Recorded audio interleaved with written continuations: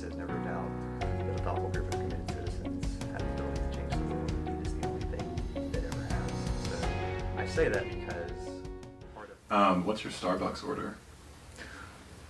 This is probably going to make me unpopular. I don't actually drink coffee, so my order would be hot chocolate. Hot chocolate. Okay. So what's one thing that you wish people knew about the student body president election process that they might not? Sure. Well, I think to state the obvious to begin with is the fact that this is an office that represents all students on campus. Obviously, there have been questions. I was actually at the Old Well the other day doing some photo shooting, and I ran into a faculty member and told him why I was there, and then he asked, what year are you in? I was like, I'm actually a law student, and he just looked at me like didn't know that was a thing. And so part of the thing that I hope people take away from this is that this is a position that represents all campus. So undergrad, grad, professional students, everyone has that opportunity to run, and I want to make, hopefully, if nothing else, this campaign empowers students, and any student on campus feels like they can run for this office, that you don't have to fit a particular constituency. What do you think that you would realistically be able to accomplish, and it can kind of be like thought of in the sense of like a goal for your first 100 days or whatnot? Sure. I want to preface that by one of my favorite quotes, actually featured on my campaign website, and it's by Margaret Mead, and she says, "Never doubt that a thoughtful group of committed citizens have the ability to change the world. Indeed, it's the only thing that ever has." And so I say that because part of my leadership style really has to do with empowering other people. We need to recognize that student government isn't just isn't just the people in the executive branch, isn't just the students that make up the Senate. It is an entity that seeks to empower all students on campus. So I think, first and foremost, that we can actually accomplish a lot more than we think, provided we actually empower all the students on this campus to take advantage of the leadership opportunities that are available to them. I think more specifically, there are sort of two types of issues that student body president deals, or two types of ways that you go about change. There's those things that you can change internally to student government and how student government operates, and then there's things that require outside partnerships. So when I look at those internal things that we can immediately change, one of those is to change our recruitment efforts so that we can diversify the students that are represented in student government, to be intentional in reaching out to historically underrepresented student populations, to bring them in, to encourage them to be a part of the team going into next year. That's something that we can change right away in building next year's administration. The other thing, and this is central to my campaign, is strengthening the relationship between undergraduate and student government and the Graduate and Professional Student Federation, ensuring that there's an expectation from the beginning that entities within the executive branch that have comparable goals, whether those are equivalent positions, equivalent committees, are coming together and figuring out how they can collaborate to more effectively address the issues that affect every student on this campus. So those are some immediate internal changes that I think we can easily accomplish from the beginning, because we only have our own initiative to do that. And then you have the things with the partnerships, and whether that means working with departments on campus or working with the Chancellor's Office, the Board of Trustees, and frankly, in some cases, the state legislature and the Board of Governors that require more time, and recognizing that some of those initiatives may take longer than the term of this administration. I think it's important that if some things that require long-term change, we have to be patient and lay the foundation now. So one example I'll cite is part of my platform is that I want to start a conversation about creating an Office of Multicultural Student Affairs on campus. I used to work at UNC Greensboro, and we had a similar office that really focused on programming aimed at cultural enrichment and cultural education, and also serving as a resource, central resource for all of the student groups and organizations on campus who built their identity around, who built their organizations around culture and identity. So obviously creating a new office on campus is something that takes time and something that is not going to happen in a single year. I think we've seen that with things like the Asian American Student Center. It's taken several years to get that off the ground, but you start laying the foundation now, and having the humility to know that I may not be here for the opening of this, but I know that the work that we're doing now is laying that foundation to move forward. So being realistic about those expectations, but recognizing that just laying that foundation is an accomplishment. Yeah. So sexual assault, unfortunately, is something that we as a board cover more than we'd like to, and it's an issue that we'd like to hold the university and other entities accountable for. What is your plan for creating a campus culture that doesn't tolerate sexual assault? and how our administration also hold those who are responsible for achieving justice for survivors accountable. Sure. Well, I'm actually really glad that you framed the question this way, because I think that a lot of times the way the university from the administrative side has approached this problem is, how do we comply with the law? So obviously Title IX has, dictates what the university must do in terms of addressing sexual assault on campus, and they want to be in compliance with that to avoid sanctions and losing our federal funding. But if we truly are going to reduce the level of sexual assault on campus, is that we do have to change that culture. We have to help students understand, don't do the thing, don't do the sexual assault. It's not about what can we do to keep students safe from it, but it's the perpetrators don't do the sexual assault. Because the reality is, and this is true not just in college campuses, but in general, the majority of sexual assaults are committed by people that the survivor knows, and whether that's an acquaintance or a close friend. And so we have to change that culture at the student level. One, that means having students involved in the process. So a model that I'm using for this is the Mental Health Task Force that has been commissioned several years ago and has been working a student-led initiative to work with faculty, staff, and administrators to identify what are some specific initiatives that we can undertake in order to change that conversation around campus. I think part of that is, what is the narrative that we're setting from day one around, for example, orientation.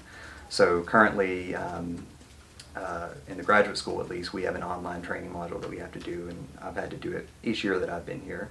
And I value the importance of that, but frankly, I don't know how effective it is in actually educating people who might otherwise be predisposed to engage in behavior that is not acceptable.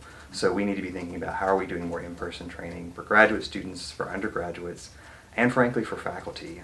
If you look at the AAU Campus Climate Survey, 21% of graduate student women and 16% of graduate student men reported being sexually harassed by a faculty member. So we also need to be working with faculty council to address that culture and that mindset from the people that are supposed to be making our educational experience here through that education. So we need to be doing more proactive at the very beginning through orientation and working with different groups on campus to proactively address those issues. Awesome, thank you. So this campus is particularly inaccessible for people with disabilities or different levels of physical ability, especially in regards to getting into certain buildings and around campus in general. So does your administration have a plan for addressing this problem? Sure. Well, I think that this begins with a lot of the different initiatives within my platform around addressing the needs of marginalized groups, which is making sure that those voices are at the table. So one of the things that I recognize, or one of my tenets as a leader, is that I may think that I'm an effective voice for students, but that doesn't mean I'm the best person to speak on a particular issue in any given situation.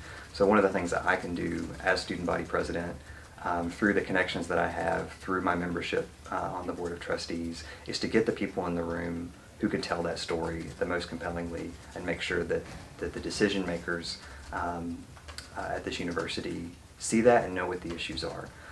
And challenging them, frankly, to try to put themselves more in the seats of those individual students. So when I was in graduate school, a classmate of mine did an experiment, and this was at another campus, not UNC, but she tried to walk from her building on campus to the opposite side of campus using only routes that were handicap accessible. And while those things may technically be ADA compliant, it was taking her twice as long to get to do that same route. So yes, is that technically accessible? It is, but does that mean that it is actually inclusive of our students and making sure that they have an equitable experience here? I don't think it is. So having that, getting those people in front of the administrators so that they see the reality of that, but also making sure that students are involved in areas where I don't think historically they have been, which are facilities. So whether that has to do with the construction or the renovation of existing buildings, which frankly, as a business matter, people often, business offices often try to avoid certain levels of renovation that would require them to expend more money to bring it into ADA compliance. And we have to say, this can't just be about money, this has to be about helping students. So yes, it's more expensive, but it's the right thing to do. And that's particularly important with new construction as well. So as this new campus master plan has been rolled out, making sure that there are students at that table advocating for the needs of individuals with different abilities to make sure that they are being considered in every design aspect that goes into that. In regards to mental health, what do you think is currently working well, what needs to be improved, and what new initiatives does your campaign plan to implement? Sure.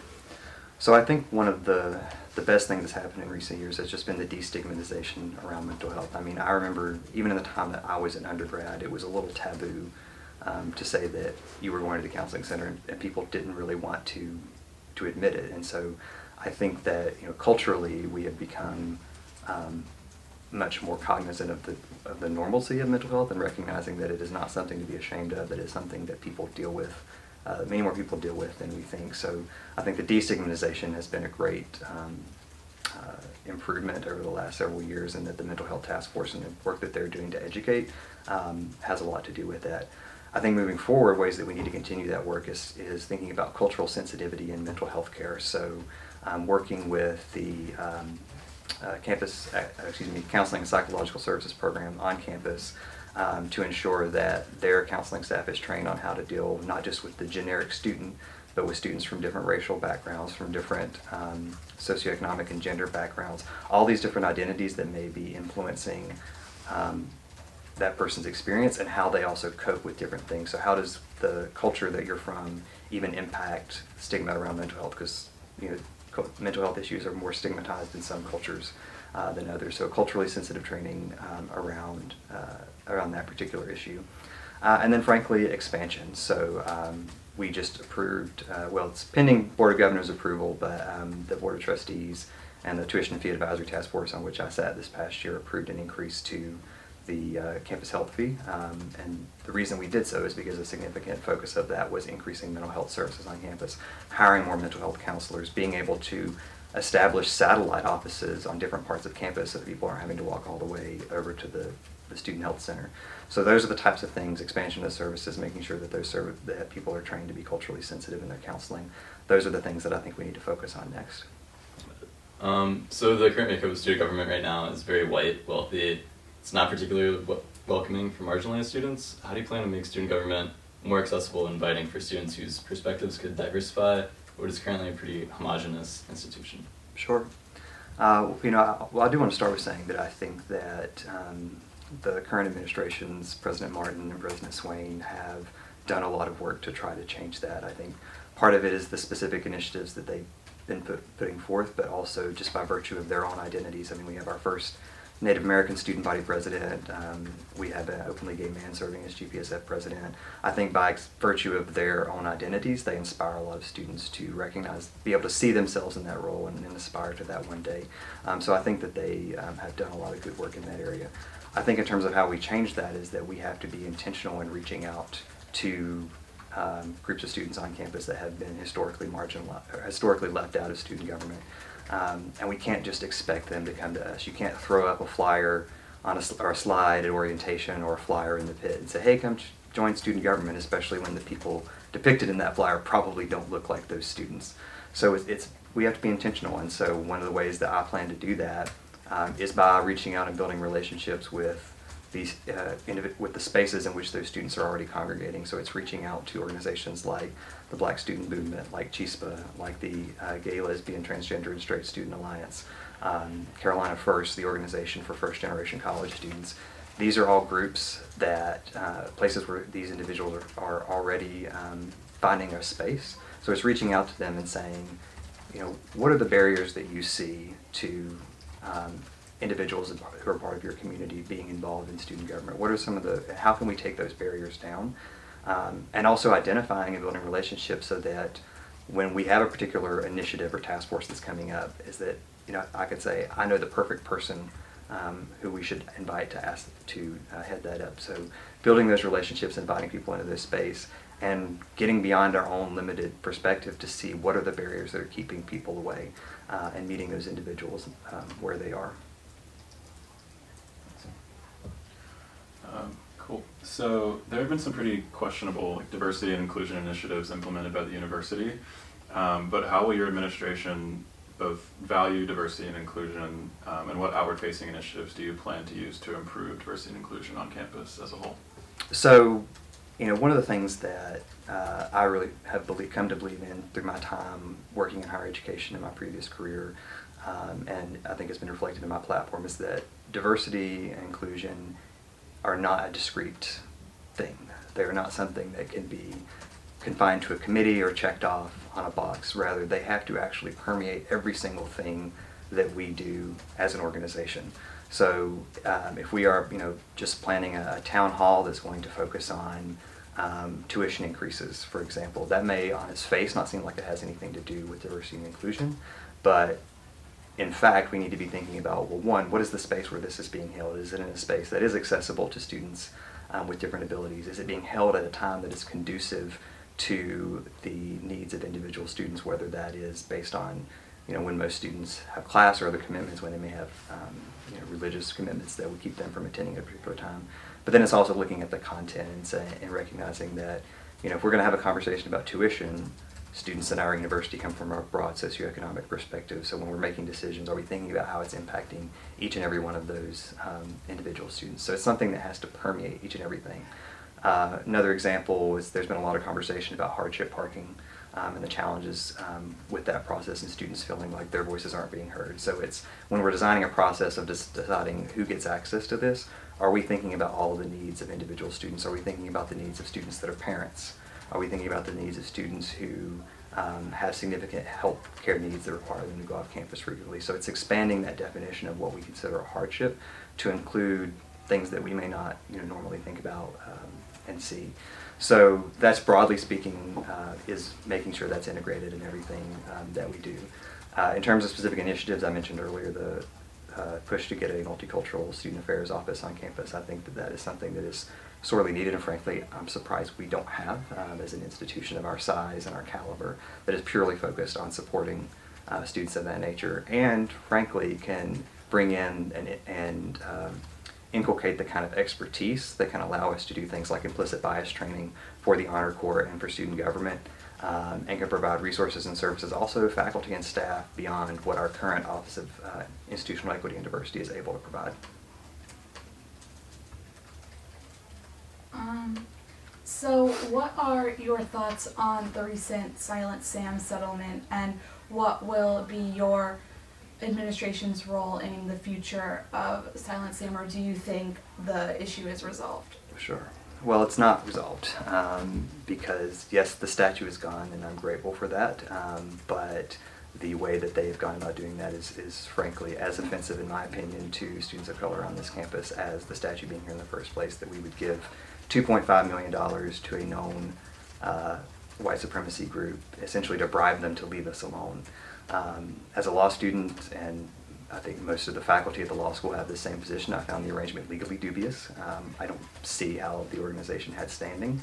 And so frankly, this was something the university didn't, or that the UNC system, to be clear, because this was the Board of Governors that made this decision, didn't have to do, because if they'd gone to court, I think they would have lost. And so this is something that I'm fully committed to continuing to push back against, to get that money back for the university and make sure that it's being invested in students. I don't accept the argument that, oh, it's not state money. Well, it's kind of the state's fault that we're in this situation in the first place, so this shouldn't be taken away from opportunities from students by being taken away from the money that is used to support students at this university. So I will be an active voice on the Board of Trustees and using my position to advocate or to reach out to the Board of Governors and make sure that the continued displeasure is known, and that we'll do everything we can to push back against that. I'm supporting the legal efforts that are underway by the Daily Tar Heel as well as other civil rights groups in an effort to, one, get more information on how this happened, but two, to hopefully ultimately undo it. So I'm firmly on the side of getting that money back for this institution and making sure that the university understands that if they truly want to represent students, they can't do things like this. So with DACA having kind of an uncertain future, how will your administration support undocumented students on campus? Sure. Well, I think part of that is not making assumptions about what those needs are.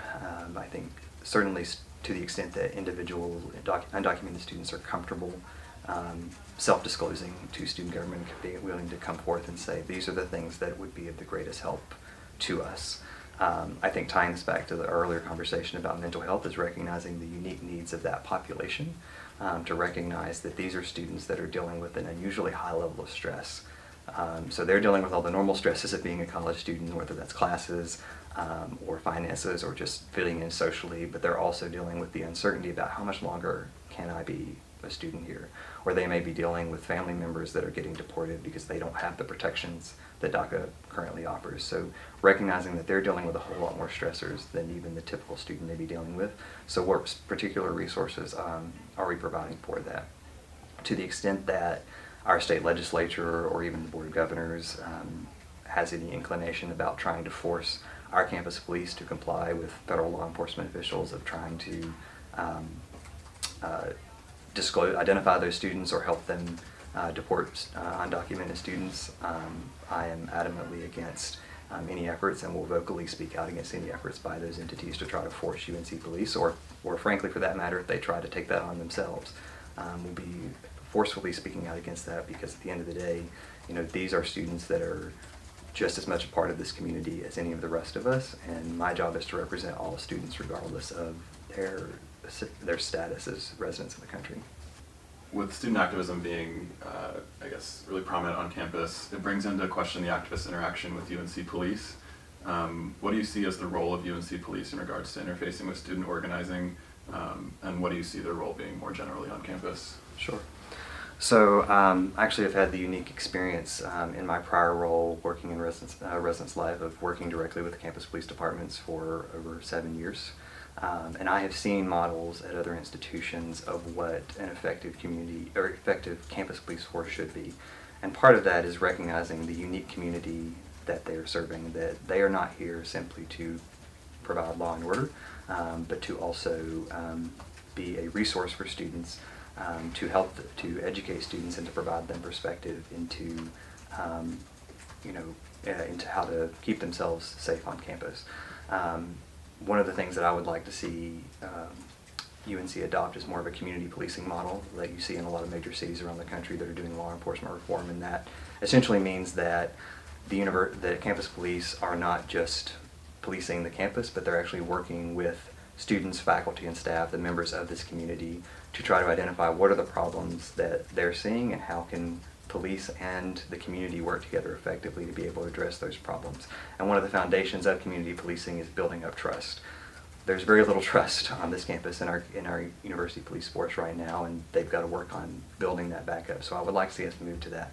I would also like to see some more intentional community outreach. One of the really neat things that we had at UNCG was an Adopt a Cop program, and so every residence hall on campus had a police officer liaison who would actually come into the building and do programs with students. So that was everything from a canine demonstration, this is how we do our drug sniffing dogs work, or they would talk about the Live Safe app. I don't know if y'all are familiar with that, but it's an app that you can download that helps helps friends track you if you're going across campus late at night, and sends out campus alerts and things like that. So educating students about those things. Ride-along programs, for example, having students be able to go around and see what a day in the life of a police officer looks like, so that they're building that relationships and having conversations with students. So I think that shift to a community policing model and making sure that they are having more opportunities to actually connect with students and understand what our unique needs are is necessary in order for them to effectively serve and protect as they're obliged to do this particular community. Just one of the things you're curious about is just why you wanted to run for student body president instead of GPSF. Sure. Well, first and foremost is that I care about every single student on this campus.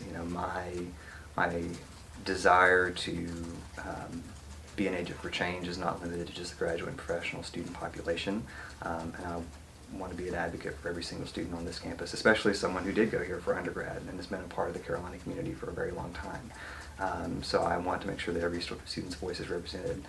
I feel like I'm uniquely positioned I also want to change the culture around this office and getting it away from this sort of presumption that it is an undergraduate position, because they do represent the whole campus. So I want to shift that conversation and say this position is really about advocating for the student body. We have institutions in place through the executive and legislative branches to do a lot of the on-the-ground programming, and certainly the SPP is a part of that, but that primary role, which I think now is more important than ever, is to be that fierce and zealous advocate for students in spaces like the Board of Trustees, in the Association of Student Governments, to the Board of Governors and the President of the UNC system. And that person needs to be someone that has a perspective of the entire campus. And I believe, given my my experience here as a student, being a part of both constituencies, working alongside undergraduate and graduate students through my role in student government, and my prior experience working in a university and seeing it from the other side, seeing it from the staff perspective, understanding what the staff and faculty perspective are at a university, make me uniquely positioned to be able to be that advocate and to bridge the gap between graduate students, undergraduates, and also faculty, staff, and administrators. So being student body president is a big time-consuming job. Being a law student is also a big time-consuming job. How can you reassure students that you're able to fully commit to both? Sure. So one thing I really pride myself on is my time management skills. I'm someone, and I think a lot of that is unique to me, being a bit older and having had prior work experiences. I've really developed a skill set that has helped me navigate, certainly law school successfully, but all my various commitments. This year I've been managing this job. I sit on the board for 2 organizations over at the law school. I'm on the staff for the North Carolina Law Review, which is our premier academic journal. And I'm taking, currently this semester, 16 credit hours. So I've been juggling all of that this year, I think, pretty effectively. And, going into next year, if elected this position, I would take this down to my only academic or only extracurricular commitment. And because of the extra hours I've taken this year, I only have to take 12 credit hours each semester next year. So I understand the commitment that is involved with this. I've seen the work that Chastity and Ashton put into their positions. I understand what I'm getting into, but I'm confident, given my experience and skills, that I will handle it, and the student body has my firm commitment to put them first in the work that I'm doing. Anything else that you'd just like to say generally, or we can also just wrap and that's fine? I think I'll just conclude by saying, I love Carolina. I've been, I have 2 older siblings who both went here. I've been coming to this campus since I was 4 years old. And, I never imagined coming in undergrad, to start my second year of law school, that this is where I'd be sitting right now. But I do feel called to this opportunity to be an advocate for students and to use the skills that I've developed to effectively advocate for my fellow students and make Carolina the best possible place that it can be, and a place that welcomes students from all over, from every background. If I can borrow the parlance of our advancement team, a community for all kind. So I'm very excited about this opportunity, and I hope the students will give me that chance.